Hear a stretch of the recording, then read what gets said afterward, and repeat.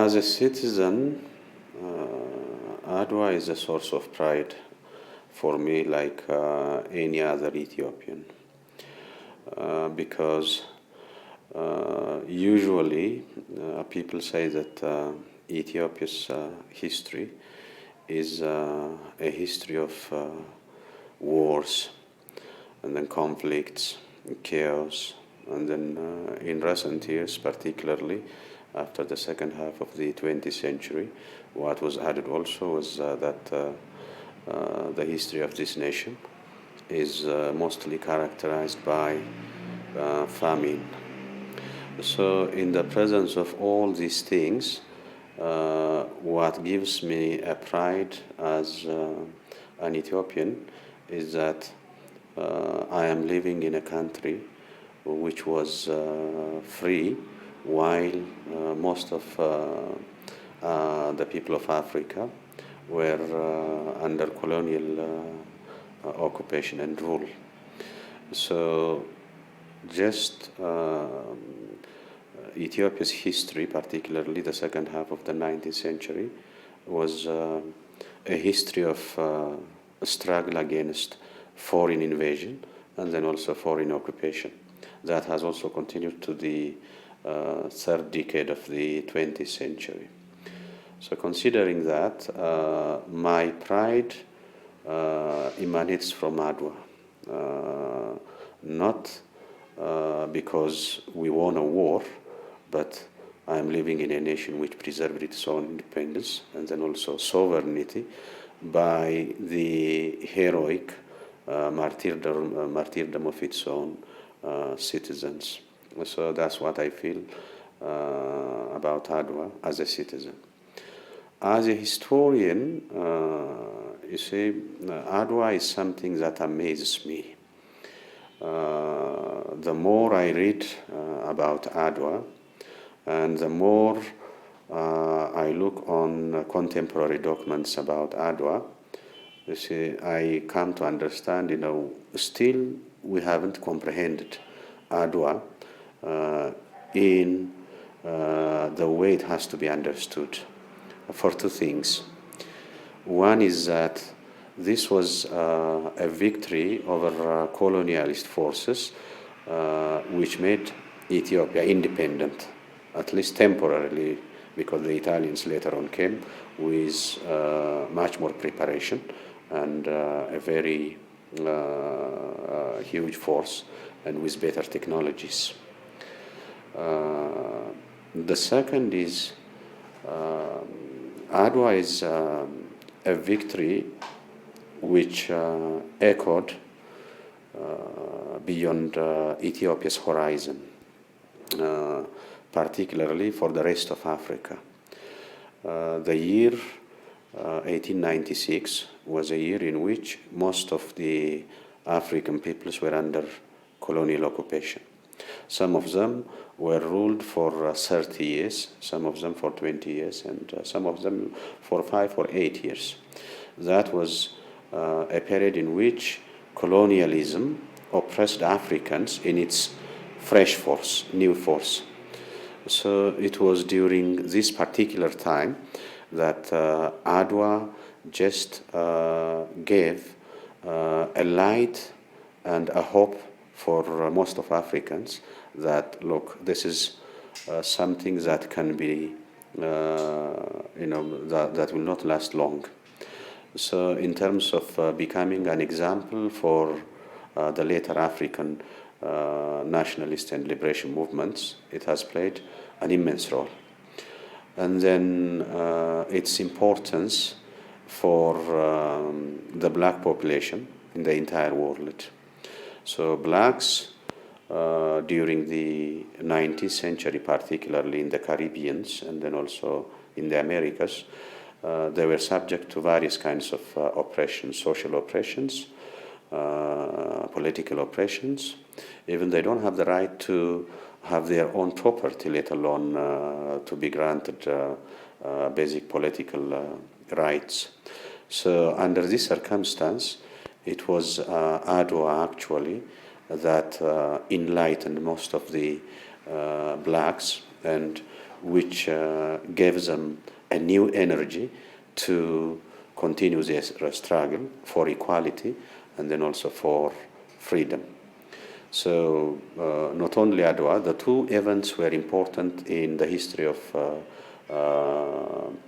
black movement at world level. One is Adwa, and then the second is the coronation of Emperor Haile Selassie, which became a news all over the world, and which became a very good energy for the blacks. Look, there is a black nation that has its own culture, its own writing, its own dynasty, and many other things. So the two events inspired the black people worldwide.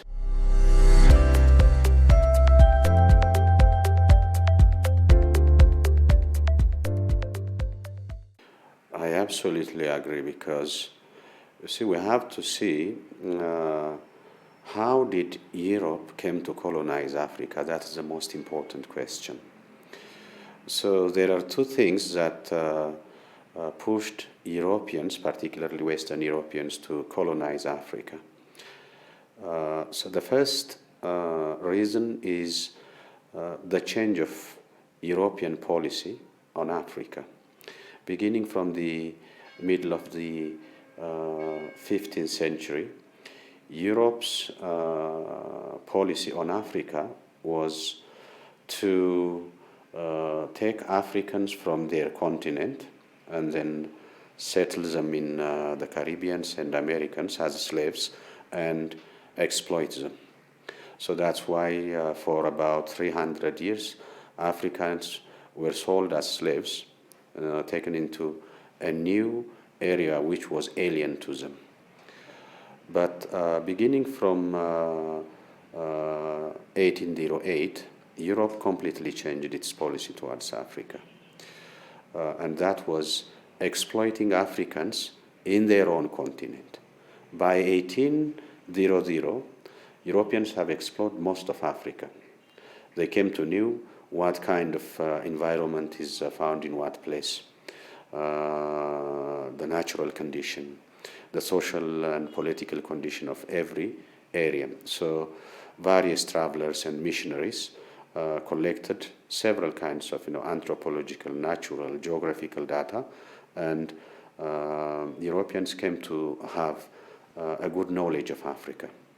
So with this knowledge, they concluded that it's not good to take Africans as slaves from Africa to the New World, to the Caribbeans and Americans. Rather, it's better to exploit Africans within their own territory and then also exploit their natural resources. So it is this thing that pushed them into imperialism and colonial occupation. The second thing is something related to social Darwinian philosophy. This philosophy mostly asserts that all human races are not equal. So there are some races that will degenerate, and there are some races that will emerge powerful over the others. So the white race is considered as superior, and the black race was considered as something inferior and that continuously degenerates.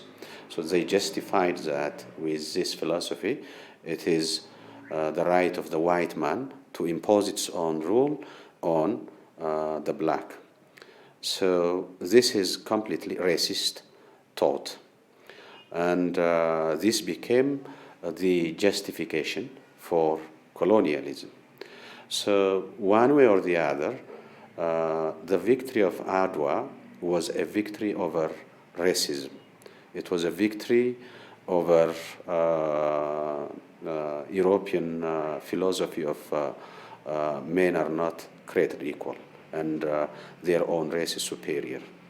So after almost 9 years, that was repeated also in Eastern Asia, when the Japanese defeated the Russian army in 1904. So absolutely, when we think of the victory of Adwa, I agree to the point that Adwa is not a victory over colonialist military forces, and it was not simply a military victory, and rather it is a victory of equality over inequality, a victory over racism.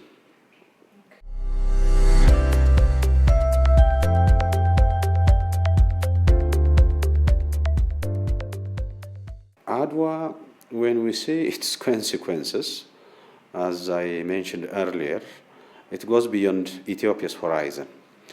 So up to the 1960s, Adwa played a symbolic role. So many black African brothers referred to the victory of Adwa, and they were saying we can defeat colonialism. We are equal with the white man. The civil rights movement in America also. It mostly referred to Ethiopia's victory over the Italians, both in the first Italo-Ethiopian War, and that's Adwa, and then also the 5 years patriotic struggle. But after the 1960s, the symbolic role of Adwa was declining. Why? For two reasons. Most African countries became independent, and once they were independent, they just thought that there is no need to refer to Adwa and other things. They have accomplished their mission. So its symbolic role in Africa declined with the success of liberation movements and the independence of African countries. And then the other, we Ethiopians also did not promote Adwa in the way it has to be promoted. What we do always is that on the 1st of March, we celebrate it in Menelik's Square, and then some interested groups somehow commemorate it. Apart from that, in schools, in public institutions, in educational institutions, it was not commemorated at all. For the past 30 years, it was a deliberate effort, actually. During the Derg period, it was better. During the emperor's period, actually, Adwa was given a higher emphasis nationally. So if we see the importance and the relevance that we gave to Adwa since the 1950s and 60s, it was progressively declining. On top of that, Adwa became a matter of controversy in the past 30 years. One thing which is clear is that due to political reasons, some political groups, as an example, we can take the TPLF, did not want a more important event like Adwa that somehow brings most Ethiopians together, because Adwa is the result of the absolute unity in terms of political unity, and then also in terms of psychological unity of Ethiopians. So this kind of historical memory is not wanted by the government or the party that controlled the government to be celebrated. So more than that, again, what came was that Adwa became a subject of controversy. Look, Adwa is the victory of Adwa was a result of somebody's involvement in terms of giving false information to the Italians and then misleading them, and that person belongs to this nationality or this ethnic group. By way of that, the victory is a victory of this ethnic group. And others say also no. Had somebody from Eastern Ethiopia or Central Ethiopia or Western Ethiopia not marched to Adwa and then fought 3 battles, many could have been defeated. Ethiopia could have been defeated. All such kinds of unwanted and sometimes unnecessary childish controversies somehow made it to be not as such to be considered important in the mind of the young generation. So that's why you see Adwa, it's an asset for Ethiopia and then also an asset for Africa and the black people.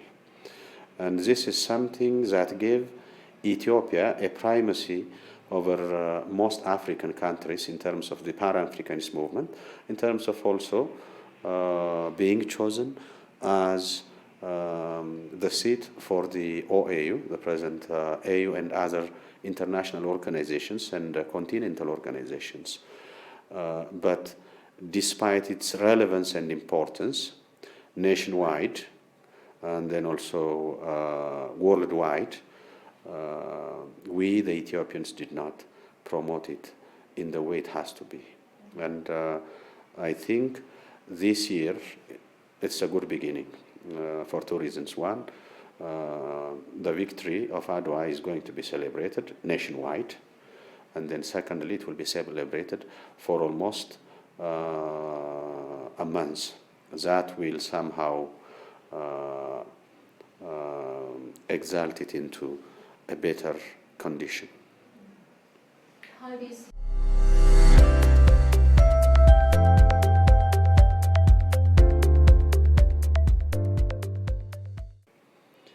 Of course, you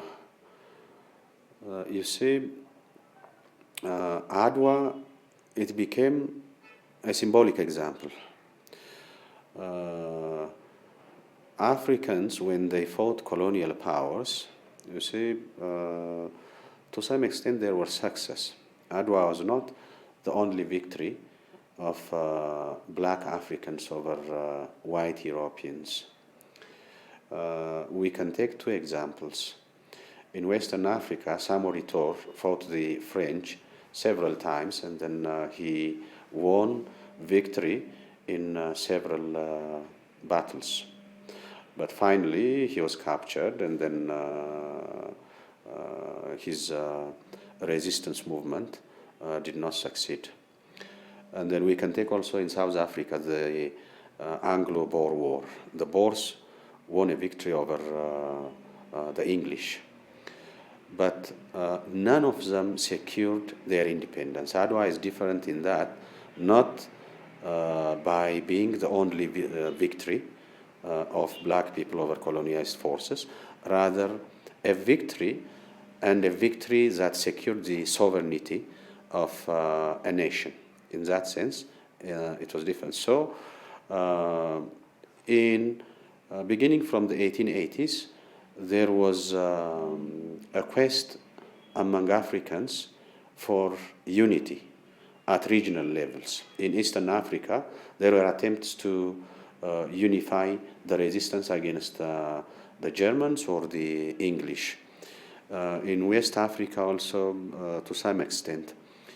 But later on, you see, during the liberation movement, that was in the 1940s, 50s, 60s, the need for a united African movement became clear.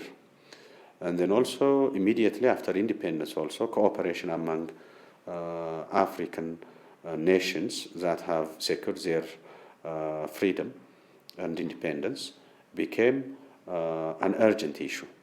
So in that context, Ethiopia took the leading role. So when Ethiopia took the leading role, it was based on the Adwa victory and then other references from its history of being independent and a sovereign nation. And that was accepted by many West African countries like Ghana, Nigeria, including also Egypt, and Pan-Africanism for two reasons. One is there should be an umbrella organization that should include many independent African countries for cooperation, to be absolutely free from colonial dependence. Political independence does not mean economic independence. So that's why you see a Pan-African movement and then establishing an African organization, an umbrella organization, was a necessity. And secondly, to help those countries that are still under colonial occupation by the 1960s. So for that reason, you see, Pan-African movement was mandatory by then, and Ethiopia's reference of playing a leading role in that movement emanates from Adwa. And others respected Ethiopia's involvement and leadership because of references like Adwa.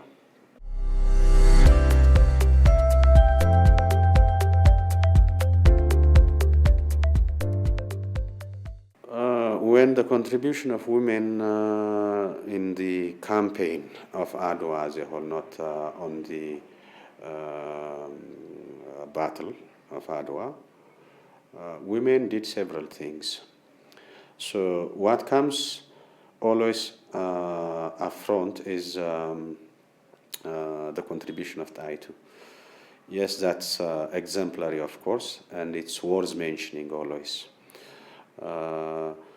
Taitu was in charge of, the logistics.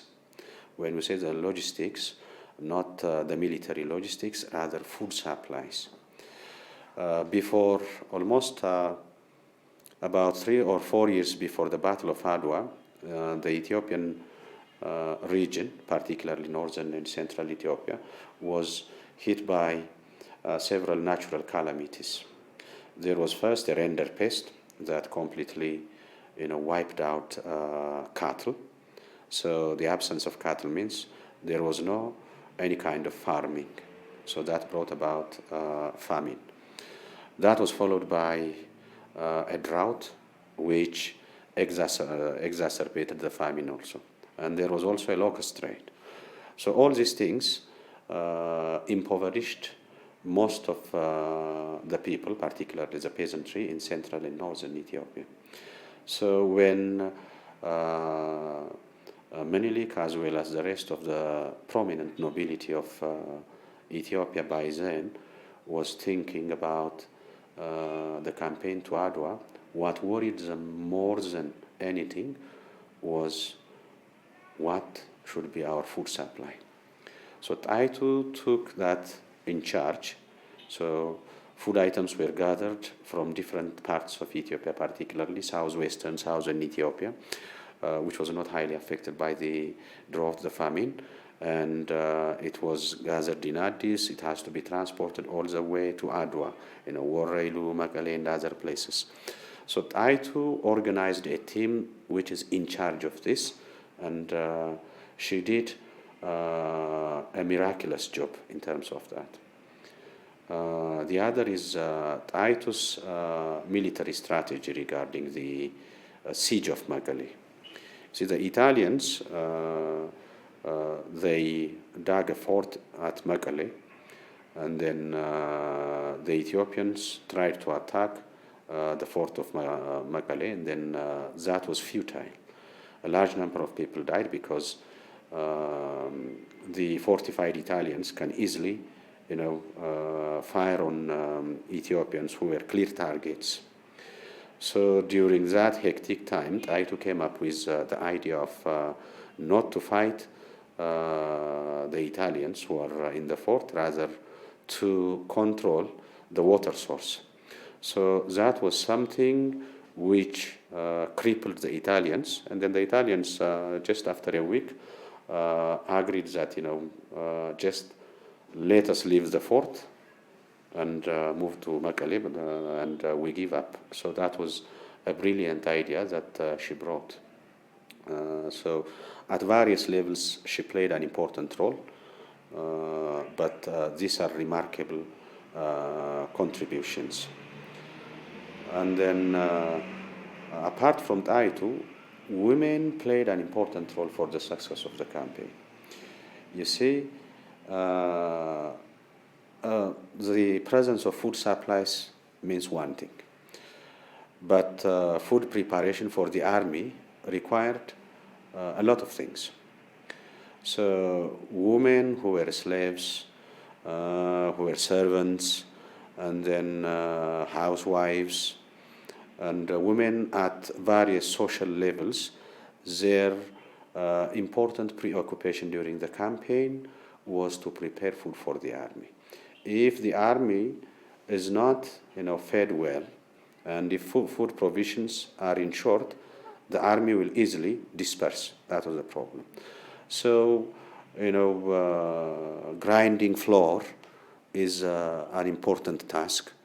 So there were about 50,000 maximum, or between 40,000 and 50,000 women who were engaged in preparation of food and serving food for the army, all the way from Addis Ababa to Adwa, and then the way back also.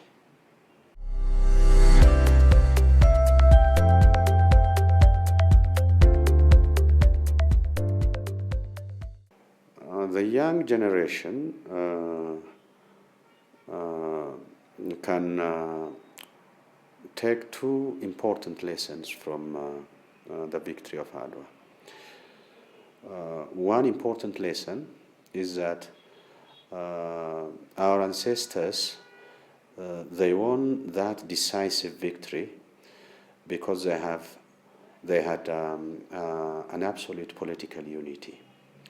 You see, when before the Battle of Adwa, and then even before the first engagement between the Italian forces and the Ethiopian forces in 1995, Italians have a plan to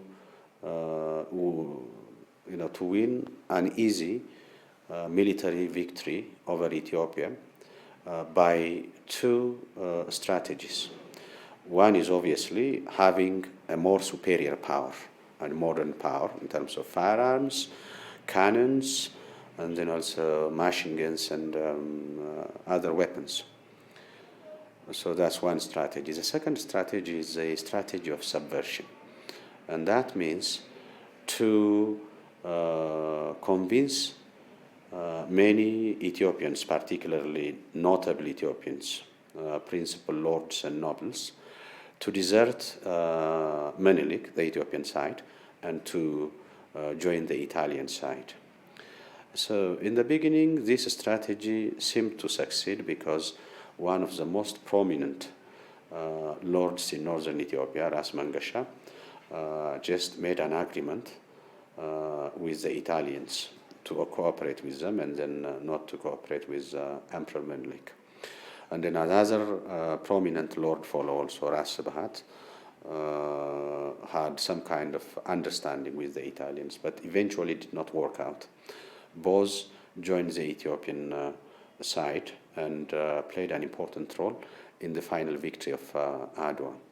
So the young generation should understand that Ethiopia always have enemies. Those enemies may not be permanent enemies actually, because of the geopolitical location of our country, because of this the hydropolitics, because of the presence of political chaos in our neighboring states. Always there might be a problem, a danger. So understanding this, always they have to support their country politically. There should not be instruments and weapons for foreign powers that do not want the development of Ethiopia and the greatness of Ethiopia. Our ancestors actually, despite their political grievances and differences, fought as one generation and as one nation. So that is an important lesson that the present generation, particularly the youth, should learn. And then the second important thing that the youth must learn from Adwa is that, you see, during the period of the Adwa campaign, everybody contributed whatever it can to the success of the campaign. So women contributed their own share.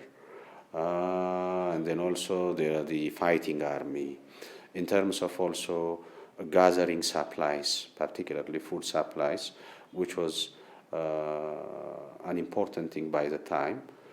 So everybody contributed its share to the success of the campaign as well as for the victory. So this present situation which our country is in also requires contribution from different circles, different groups. So a country becomes great by the contribution of every single individual. So this is a time in which the youth should ask what it can do for the country, rather than demanding what the country can do for the youth. So Adwa was a success because there was a contribution from every section of society and from every part of the country. So if that is the case, to be great in Africa, and then also to be great in the world, and then also to make our country a country that every African nation mentions as an independent country, and then now a country that becomes an example to the rest of Africa in terms of development. Everyone should contribute what it can do.